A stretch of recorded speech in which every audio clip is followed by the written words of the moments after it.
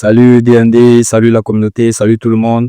Alors moi c'est Chris Italien, mais à l'état civil, je m'appelle Camon Christian. Donc Chris qui est le diminutif de Christian. Voilà, donc mon nom d'artiste, Chris Italien. Artiste engagé, designer, créateur de mode. Et je fais aussi du stylisme pour les artistes. Voilà.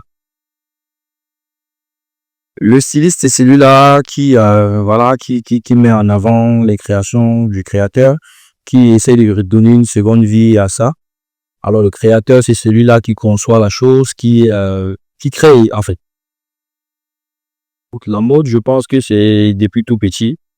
Mais, le moment où je me suis vraiment rendu compte que, voilà, c'est ce que je devais faire, voilà, c'est quand à chaque fois que je sortais dans la rue, dans ma façon de m'habiller, à chaque fois que je recevais des appréciations de tout le monde et tout, ça m'a mis un tic. Je me suis dit, ok, bah, si tout le monde apprécie ma façon de m'habiller, si tout le monde apprécie ma façon d'approcher le linge, pourquoi pas essayer de vraiment me perfectionner dans ça et voilà, de démontrer ce que je sais faire à travers d'autres personnes.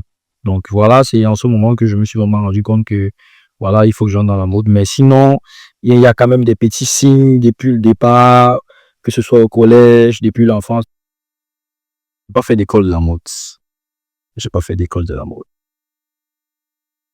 La zone Baïdomaf, pour moi, ça a été un événement qui m'a marqué jusqu'aujourd'hui, qui m'a marqué et qui va continuer à voilà. Ok, à l'international, j'ai habillé Iya Levis, un artiste franco-congolais. J'ai habillé Bramzito, j'ai habillé J.R. Kanyera, j'ai habillé Air Force One, la Côte d'Ivoire. J'ai habillé Anis Lou du Gabon. C'est une artiste de Dayonke. J'ai habillé sont nombreux, si je vais citer, c'est beaucoup. Mais au Cameroun, je crois pas qu'il y ait un artiste au Cameroun avec qui j'ai pas encore travaillé. Ce qu'il faut rappeler, c'est que j'ai une démarche qui est totalement écologique. Alors, cette démarche qui a pour but voilà, de redonner une seconde vie à des objets qui sont jetés ou alors qui sont estimés perdus. Voilà. Donc, c'est un peu ça mon but à moi en tant que créateur, c'est voilà, c'est de redéfinir les conditions dans lesquelles nous vivons avec un langage plus singulier. Voilà. Pour rappeler, c'est que je fais aussi du stylisme pour les artistes. Et alors, des stylismes pour les artistes, c'est payant. Alors, je prends de l'argent que je fais à côté pour ramener dans mes créations, pour ramener dans mes démarches, dans mes différents projets, dans le volet social et tout. Donc, je cherche un entrepreneur culturel. Donc, la mode, pour moi, est une voie de revendication. Avec la mode, je pense qu'on peut tout réparer. Alors, dans cette démarche que je fais, je pense que à chaque fois qu'on multiplie les efforts, ça nous permettra de redéfinir les conditions dans lesquelles nous vivons, de pouvoir sensibiliser aussi les gens, la population, à travers ce que nous faisons. Parce que la mode était un volet assez facile pour communiquer avec la population, assez facile pour véhiculer des messages ou alors pour transmettre des choses. Donc, en ce moment, je suis en train de travailler sur une exposition dans la thématique de protection de l'environnement et je travaille aussi sur ma nouvelle collection qui est intitulée La mode non portable. Chaque fois que j'ai presté devant un public ou j'ai fait des habillages en live ou j'ai présenté une collection, que ce soit pendant le Douala Hip Hop Festival, que ce soit pendant la zone, que ce soit pendant autre événement, mes créations ont suscité beaucoup de questions. Les questions qui étaient de savoir, est-ce que les créations que nous faisons sont vraiment portables? Est-ce que les gens peuvent les assumer dans la vraie vie? Alors, j'ai intitulé cette collection La mode non portable. Non portable parce que c'est à chacun de redéfinir ce qui est utile à lui. Voilà. C'est pour ça que j'ai intitulé le nom de ma collection La mode non portable.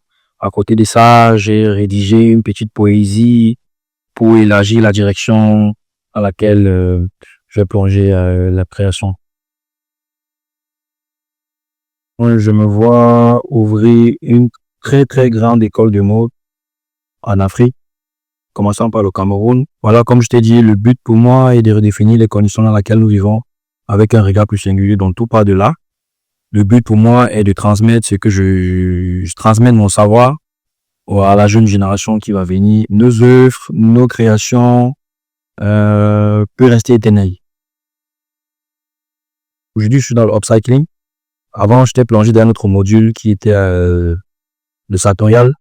Et voilà, quand on parle des sartorial, on voit les Italiens et tout. Donc, j'ai un très bon ami à moi, créateur, qui m'a influencé pendant ce moment-là.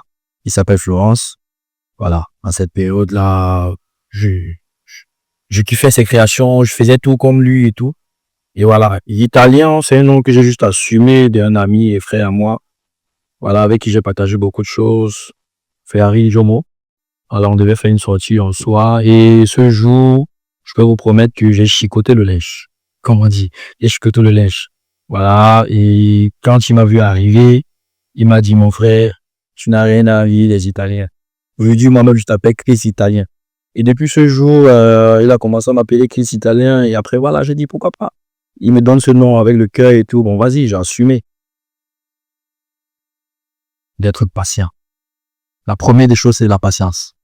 Après la patience, il faut travailler. Travailler. Et qu'à chaque fois que vous avez une idée de création, faut la matérialiser. Parce que si les idées restent dans la quête, après, on a perdu. Voilà.